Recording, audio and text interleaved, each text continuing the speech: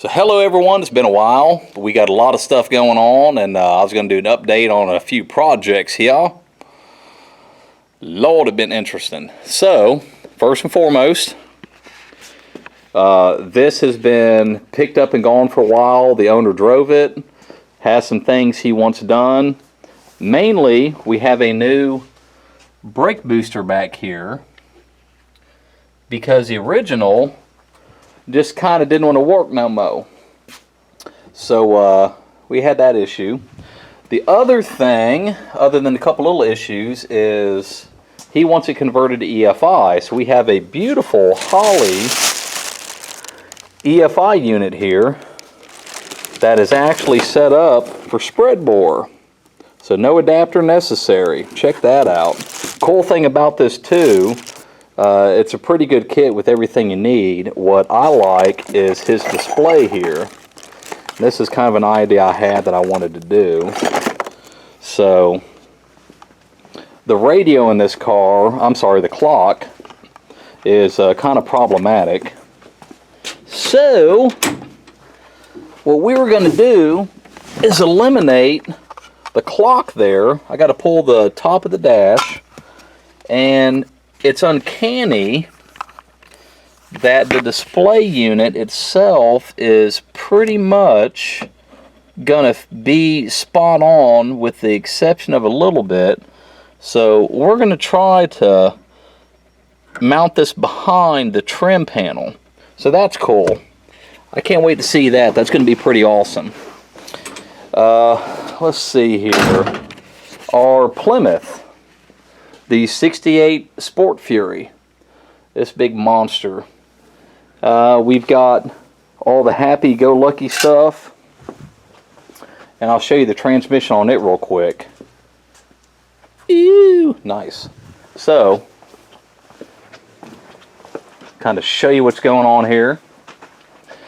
So, there's a lot of upgrades you can do. The idea is to address common known weak points, go from there. So this has did the bolt-in race earlier, which is pretty awesome.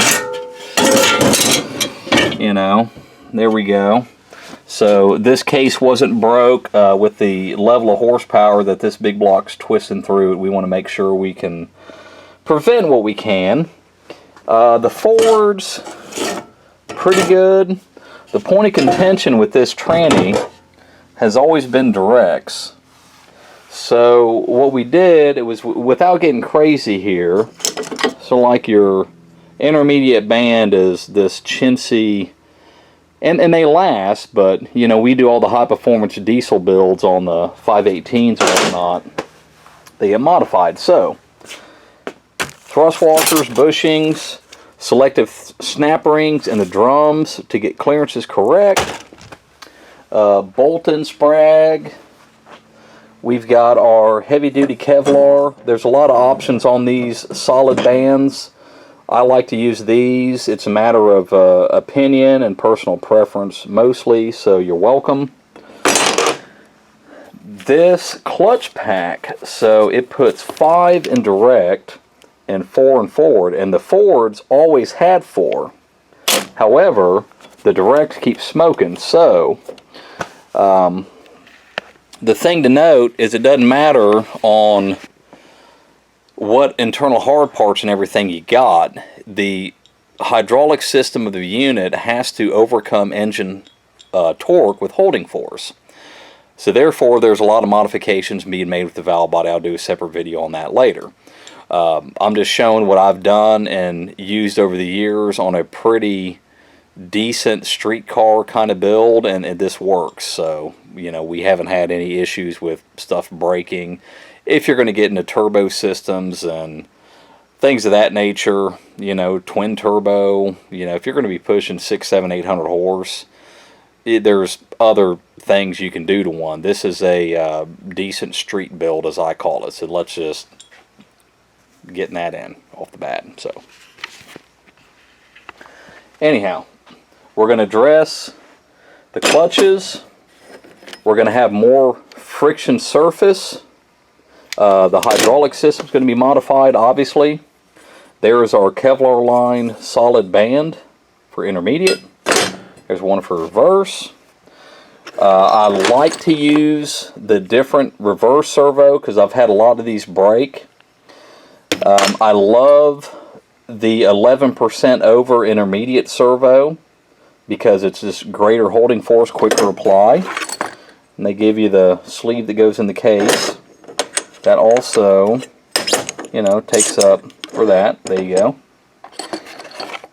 I've seen many of these break, so this is a decent upgrade. This supplies the intermediate band off the servo. That's a good added upgrade. The anchor, I've seen a lot of these break, especially in diesels. Got that squared away. Other thing, on the lever for intermediate, this is a 5.0. The factory is a 3.2. So what that means is 1 pound of pressure on the back side off the servo pushing, depending on the number on the lever, is that number pushing against the band. So the band in this is a little toasty. Directs were the most toasty.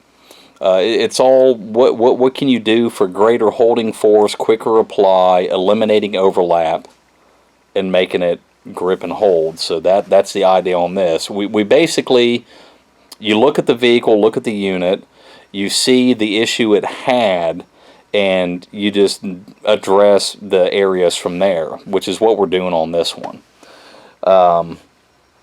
Outside of that, oh, this is cool. I like this. So the 4-pinion aluminum front planet's been fine. The point of contention has been the rear planet. So the rear planet in this they had in it, let me find this bad boy,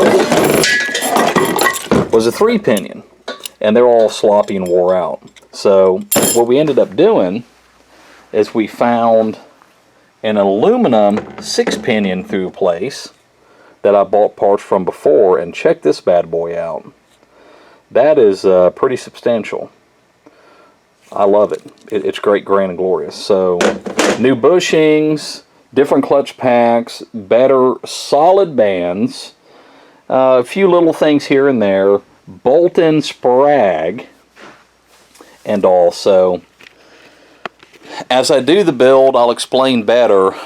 There's a lot of other things you can do on planetary sets, things like that. I'm not going to say it's just you build it per application. And this car it did pretty good for a few years like it was. So, you know, in conversing with the customer, it was what can we do to make it better as to what it is for what the purpose is, without spending unnecessary money. So there's a lot of billet input assemblies, you know, stators, drums, and things like that. But you just, you know, look at what you got, use your better knowledge, and go from there. So hopefully we'll have this Plymouth on the road, and I'll do a video driving it. I can't wait. It was a monster before. It ought to be more of a monster now, and I appreciate it. Thank you very much. And you're welcome.